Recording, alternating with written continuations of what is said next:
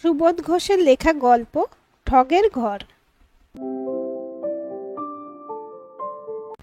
ওখানে আলিপুরের আদালতের কাছে পথের ওপর একটি বটের ছায়া, আর এখানে বেহালার এক বস্তির মধ্যে একটি মাটির ঘরের দরজার কাছে একটি তুলসীর বেদি। রোজ যেমন আজও তেমনি ওই তুলসীর বেদিতে একবার মাথা ঠেকিয়ে কাজে বের হয়ে গিয়েছে রায়চরণ। কাজের মধ্যে হলো ওই এক কাজ, এত দূর পথ হেঁটে এসে আদালতের কাছে এই বটের ছায়ে চুপ করে বসে থাকা। রায়চরণের হাতের কাছে থাকে একটি হস্তরেখা বিচার, অনেকগুলো কড়ি আর একটি 4 আনা দামের পঞ্জিকা। চোখের সামনে মাটির উপর পাতা থাকে দাবার ছকের মতো একটি ছক। সেই ছকের মধ্যে নানা রকম অঙ্ক কিলবিল করে। কোথায় শনি, কোথায় রাহু আর কোথায় মঙ্গল অবস্থান করলে অদৃষ্ট চক্রের কোথায় কি যে ঘটে যাবে তার সব উত্তর ওই একটি ছকের মধ্যে নীরব হয়ে রয়েছে। একবার কেউ এসে রায়চরণের চোখের সামনে তার হাতটা এগিয়ে দিলেই হয়, অথবা কেউ এসে শুধু তার রাশিটার নাম বলে দিতে পারলেই হয়। রায়চরণ তখনই একটি স্লেটের উপর খড়ি দিয়ে দেগে অঙ্ক কষে তার জীবনের অবধারিত পরিণাম, আসন্ন পরিণামের আভাস এবং আরও অনেক কিছু বলে দেবে। মানুষের কররেখা আর কপাল রেখা দেখে, এমনকি স্বপ্নের একটা বর্ণনা শুনেও রায়চরণ ভবিষ্যতের অনেক ভালো মন্দ সম্ভাবনার কথা বলে দিতে পারে। বেতের খাঁচার মধ্যে একটা তোতা আছে। এই তোতার কেরামতিও অসাধারণ। মামলায় জিত হবে কি হবে না, হ্যাঁ কিংবা না, 1 আনা পয়সা রেখে জিজ্ঞাসু ব্যক্তি রায়চরণের সামনে চুপ করে বসে থাকে। একটি কাগজে হ্যাঁ ও নাকে মিশিয়ে দিয়ে তোতার সামনে ফেলে দেয়। তোতার কানে একটি কড়ি কিছুক্ষণ ছুঁয়ে রাখে রায়চরণ, তারপর বিড়বিড় করে, দেবীর আজ্ঞা, দেবতার আজ্ঞা, ব্রহ্মা বিষ্ণু মহেশ্বরের আজ্ঞা, ছুঁয়ে ফেলো নিয়তির পাখি। তোতাটি এতগুলি কাগজের পুড়িয়া নেড়েচেড়ে ঠিক একটি পুড়িয়ার ঠোঁট দিয়ে কামড়ে ধরে, হ্যাঁ কিংবা না। হ্যাঁ দেখে খুশি হয় জিজ্ঞাসু, না দেখে বিমর্ষ হয়। স্কুলের ছেলে চুপি চুপি এসে জানতে চায় পরীক্ষায় পাস আছে না ফেল আছে। রায়চরণ বলে, 3টে ফুলের নাম বলো। ফুলের নাম শুনেই রায়চরণ বলে দেয় পাস। স্কুলের ছেলে খুশি হয়ে 2টো পয়সা রায়চরণের হাতে তুলে দিয়ে চলে যায়। সকাল থেকে সন্ধ্যা পর্যন্ত বেশিরভাগ সময় শুধু বসে বসে ঝিমুতে হয়। পথের উপর দিয়ে মাঝে মাঝে ভিড় যেন স্রোতের মতো গড়িয়ে গড়িয়ে চলে যায়। কিন্তু এই বিপুল জনতার ভেতর থেকে কজনই বা আসে অদৃষ্টের কথা জেনে নেবার জন্য? 2 পয়সা থেকে 2 আনা, এই তো গণনার দক্ষিণা। সন্ধ্যা হলে যখন পয়সা গুনে রায়চরণ, তখন বুকের ভেতরটা ভয়ে শিরশির করে ওঠে। মাত্র 13 আনা, কি করে দিন চলবে? বটের ছায়ে বসে বসে যেমন জীবনটা, তেমনই চেহারাটাও ওই বটের ঝুড়ির মতো শীর্ণ আর রুক্ষ হয়ে গিয়েছে। রায়চরণের চেহারাটা ফর্সা, মুখটা সাদা কাগজের মুখোশ বলে মনে হয়। আস্তে আস্তে একবার উঠে শরীরটা টান টান করে আর হাই তোলে রায়চরণ। সেই সময় ও ছেঁড়া গেঞ্জি ভেদ করে বুকের পাঁজরগুলি কাঁটার মতো যেন ফুটে বের হয়। মাঝে মাঝে দেখা যায় একটু ফাঁকা পেয়ে আর গণৎকার রায়চরণকে একলা পেয়ে কেউ কেউ একাই এগিয়ে আসে, এদিক ওদিক তাকায়, তারপর বলে, একটা কথা একটু গুনে বলে দেবেন ঠাকুরমশাই? কি? ভালোবাসার মানুষটা ঠকাবে না তো? কতদিনের ভালোবাসা? তা মন্দ দিনের নয়, এই ধরুন 1 বছর। সধবা, কুমারী না বিধবা? বিধবা। নামের প্রথম অক্ষরটা বলুন। প। একটু ভেবে নিয়ে রায়চরণ বলে, যদি 2 আনা দেন তবে নখদর্পণ করে বলে দিতে পারি। 2 আনা পয়সা বের করে রায়চরণের হাতের কাছে রেখে দেয় জিজ্ঞাসু লোকটা। রায়চরণও লোকটার হাতটা কাছে টেনে নিয়ে তার একটা আঙুলের নখের উপর কড়ি ঘষে, তারপর নখের দিকে অপলক চোখে তাকিয়ে থাকে। তারপর খুশি হয়ে বলে, হাসছেই তো দেখলাম। তার মানে ঠকাবে না। অন্য দিনের মতো আজও বটের ছায়ে মাঝে মাঝে ব্যস্ত হয়ে ওঠে রায়চরণের গণৎকারিতা। ক্লান্ত হয়ে মাঝে মাঝে ছোলা চিবোয় আর সামনের টিউবওয়েল থেকে জল খেয়ে আসে। রায়চরণের বয়স মন্দ হয়নি, 40 বছর তো নিশ্চয়ই, কিন্তু এত বেশি শুকিয়ে আর পাকিয়ে গিয়েছে বলেই একটু বুড়ো বুড়ো দেখায়। কিন্তু এই বটের ছায়া থেকে অনেক দূরে বেহালার বস্তির মেটে ঘরের দরজার সামনে তুলসীর বেদির কাছে যে এখন গম্ভীর হয়ে দাঁড়িয়ে আছে, সেই মানুষটির চেহারা কিন্তু আজও তাজা মাধবীলতার মতো ফুরফুর করে।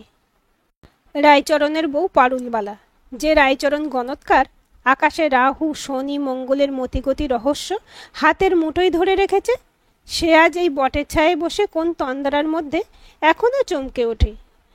কিন্তু এতক্ষণে বেহালার বস্তির মধ্যে সেই মেটে ঘরের ভিতরে গণৎকার রায়চরণের অদৃষ্ট ভয় পেয়ে চমকে উঠেছে। দরজার কাছে এসে দাঁড়িয়েছে মণিবাবু নামের এক ব্যক্তি, যে আজ এই 3 মাস ধরে রোজই রাতে একবার এসে রায়চরণের সঙ্গে তাস খেলে চলে যায়। বড় ফিটফাট চেহারা মণিবাবুর, মানুষটিও বেশ শৌখিন, হারমোনিয়াম মেরামতির কাজ জানে, মন্দ রোজগারও করে না। নইলে 1 মাস ঘনিষ্ঠতা হতেই পারুলকে এমন সুন্দর একটি রেশমি শাড়ি উপহার দেয় কেমন করে? রায়চরণ নিজেও শাড়ি দেখে খুশি হয়ে বলেছিল, বাহ, বেশ চমৎকার। সেই মণিবাবু বেশ একটু গম্ভীর এবং বেশ একটু ব্যস্তভাবে বলে, আর দেরি করে লাভ নেই।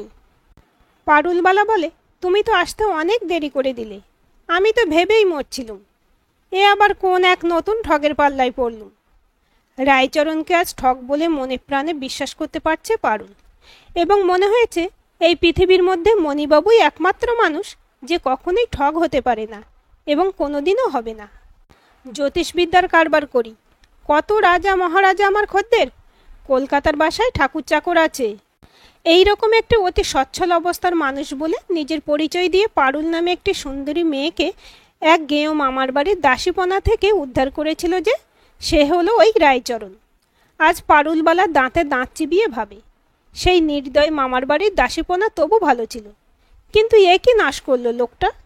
মিথ্যে কথা বলে পারুলেরও মন ভিজিয়ে দিয়ে, অনেক ভালোবাসার কথা বকে বকে পারুলের মনের ভিতরটা একেবারে এলোমেলো করে দিয়ে, তারপর সত্যি অগ্নিসাক্ষী করে বিয়ে করে নিয়ে এসে আজও কোন দশার মধ্যে পারুলের জীবনটাকে ঠেলে নিয়ে এসেছে রায়চরণ ঠগ। রায়চরণকে সহ্য করেছে, শুধু ক্ষমা করতে পারেনি পারুল। সব মিথ্যা, সব মিথ্যা।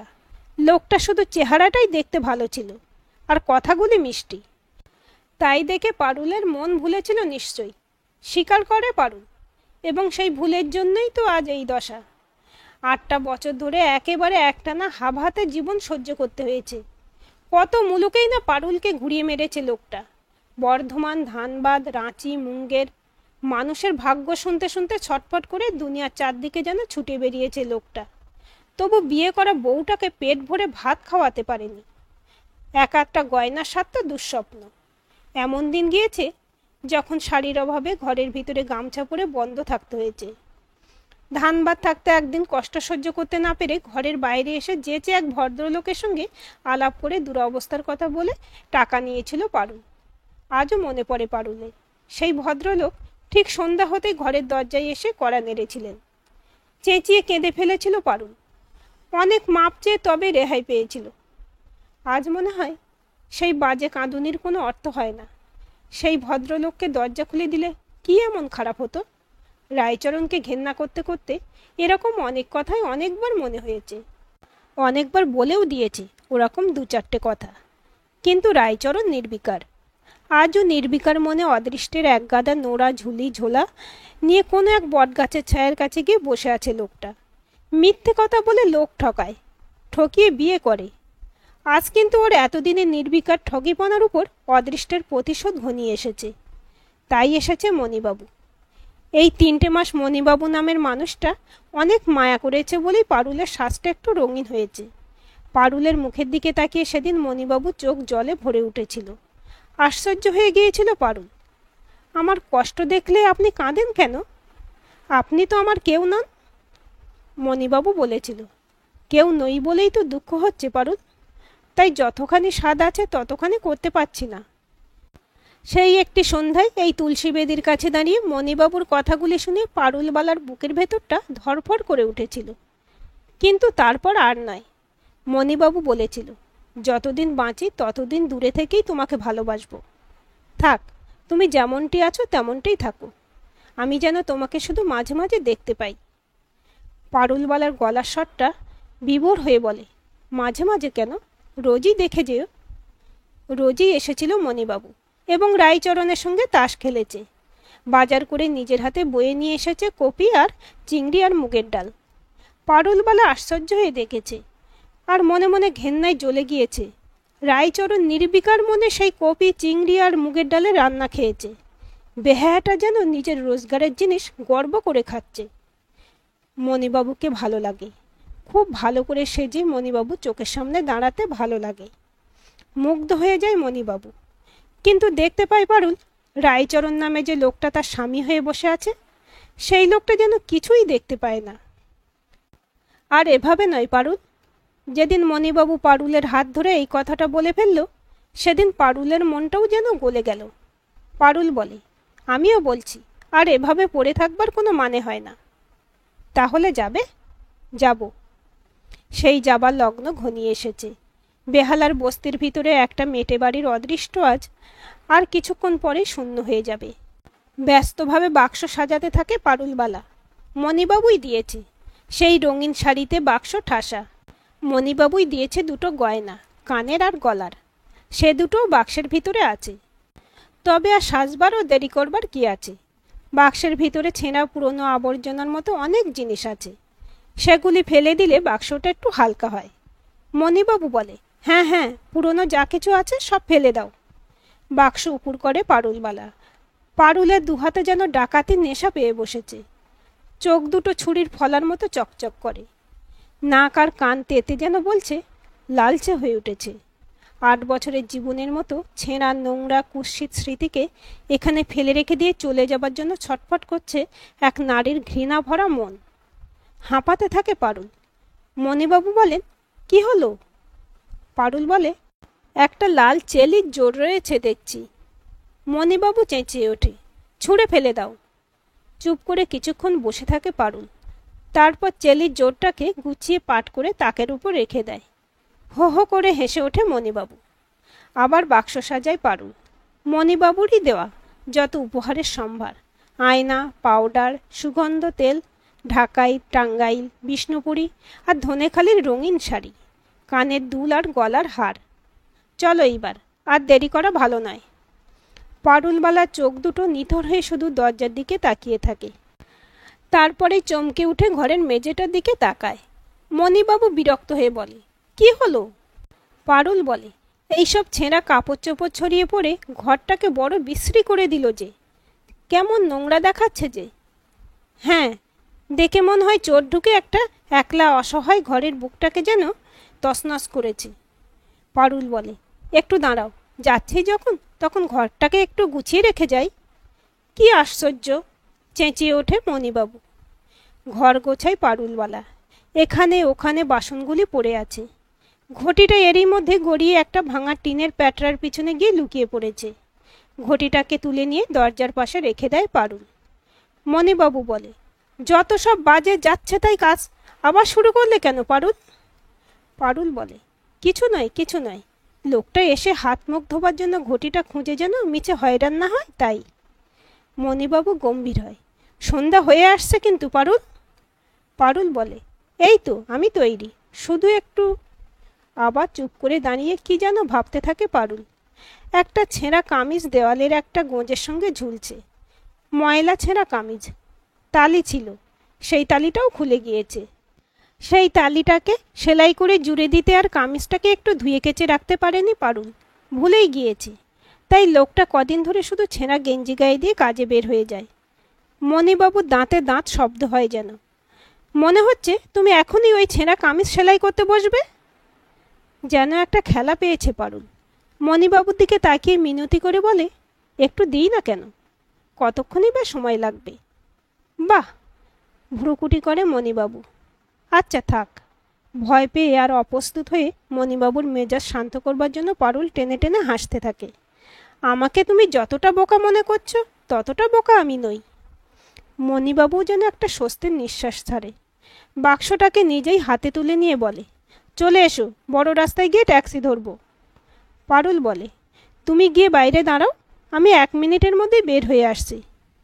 বাক্সটা হাতে নিয়ে দরজা পার হয়ে বাইরের তুলসী বেদির কাছে ছায়া অন্ধকারের মধ্যে দাঁড়িয়ে থাকে মণিবাবু। পর মুহূর্তেই দেখে চমকে ওঠে। বুঝতে পারে মণিবাবু। ঘরের ভিতরে আলো জ্বেলেছে পারুল। উহ, কত থিয়েটারি ঢং।